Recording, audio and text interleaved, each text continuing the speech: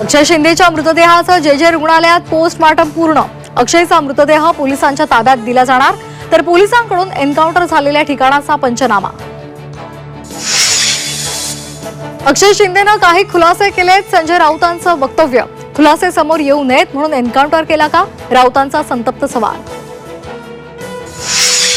महायुतीच्या जागा वाटपावर शिक्कामोर्तब झाल्याची सूत्रांची माहिती। भाजप 150 ते 155 जागा लढण्यावर ठाम, तर शिवसेना आणि राष्ट्रवादीला 130 ते 135 जागा सोडायला भाजप तयार असल्याची सूत्रांची माहिती। केंद्रीय गृहमंत्री अमित शहा आजपासून 2 दिवस महाराष्ट्राच्या दौऱ्यावर।